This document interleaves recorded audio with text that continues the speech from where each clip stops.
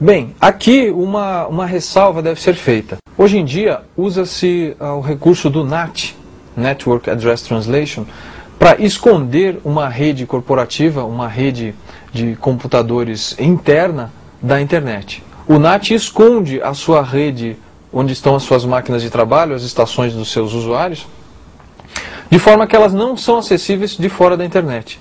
E muitos firewalls implementam o que a gente chama de DMZ, Demilitarized Zone, ou zona desmilitarizada, como queiram, que é uma outra área, seria uma outra placa de rede que sai do firewall, onde estão os servidores que devem ter acesso pelos usuários de fora da internet. Quem está na internet pode acessar esses servidores aí, mesmo passando pelo firewall.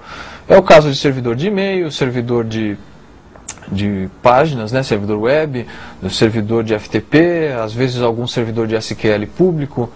As técnicas que veremos agora vão possibilitar que a gente descubra regras de filtragem do firewall para a DMZ.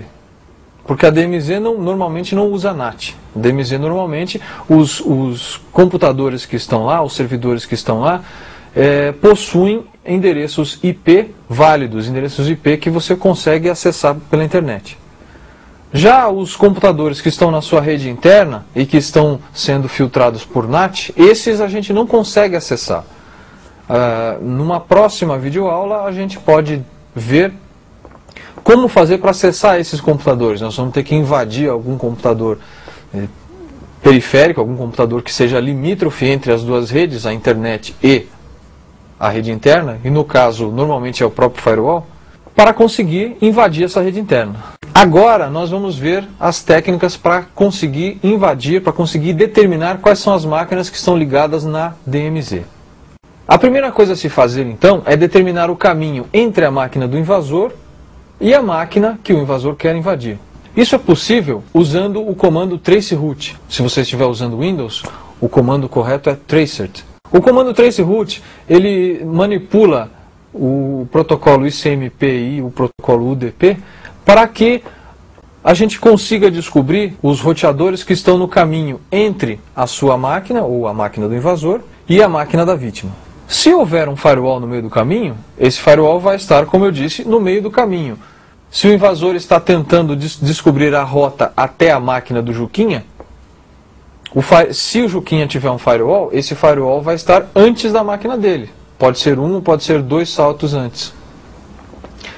Nós vamos ver aqui com o comando traceroute, então, que é relativamente simples você determinar a rota para uma determinada máquina.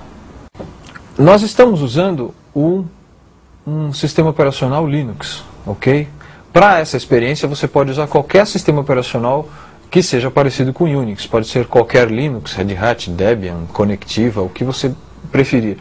Pode ser um FreeBSD, pode ser um Solaris, tanto instalado num PC quanto instalado numa máquina SAN mesmo. Enfim, AIX, HPUX, pode ser qualquer Unix que você tenha à mão. O Linux, como é o mais popular e pode ser instalado num PC comum, é o que normalmente é mais usado. Algumas das experiências nós vamos poder fazer no Windows também. Todas elas vão ser por linha de comando. E você vai ter que, se você for fazer no Windows, você vai ter que usar a linha de comando também. Existem ferramentas, claro, que podemos usar na interface gráfica para fazer isso. Mas apesar de mais bonitinhas e aparentemente mais fáceis de usar, a linha de comando te dá muito mais poder de fogo. No nosso Linux aqui, nós vamos abrir um terminal e vamos dar um comando traceroute para tentar determinar a rota entre esta máquina aqui e uma máquina qualquer na internet. Por exemplo, o site da Digerati. O comando é traceroute. É simples, é só traceroute e o nome da máquina de destino. O comando, o programa traceroute, ele vai testar todas as máquinas que estão no meio do caminho entre a nossa, que originou a conexão, e a de destino, e vai nos dar uma lista com todas as máquinas que estão no meio do caminho. Normalmente essas máquinas são roteadores, aqueles roteadores da internet, que o seu provedor ou os provedores possuem para se interligar entre si. Não esqueça que a internet é uma grande rede, na verdade é uma grande salada de redes interligadas por roteadores. Bom, vamos dar aqui traceroute www.digerati.com. E vamos ver o que o comando vai dar para a gente.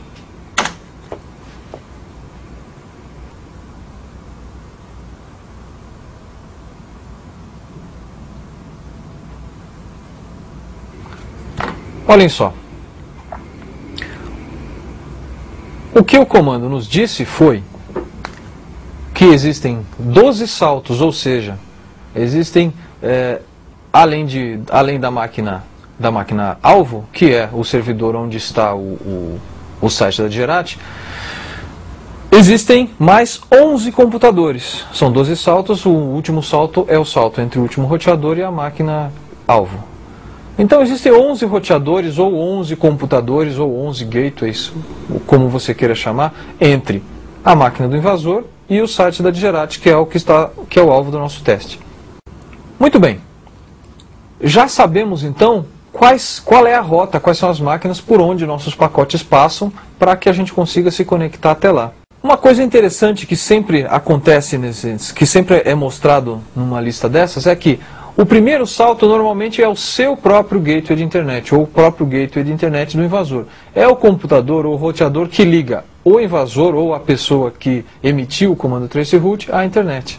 Se você está numa rede corporativa ou simplesmente numa rede que está ligada na internet por meio de um roteador simples, e dentro dessa rede você usa aqueles números inválidos, ou melhor dizendo, números não roteáveis na internet, vai aparecer um número desse, um número interno no primeiro salto, que é o número da interface de rede daquele roteador, que está ligando a sua rede interna à internet.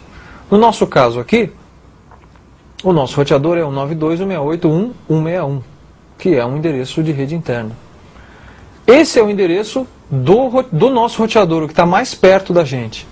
O 11º salto, que é um antes de chegar lá no servidor de web da Digerati, muito provavelmente é o roteador de lá, do provedor onde está instalado esse site. Se esse cara é o roteador, a probabilidade é muito grande de que ele seja também o firewall. É grande, mas não quer dizer que ele é realmente firewall.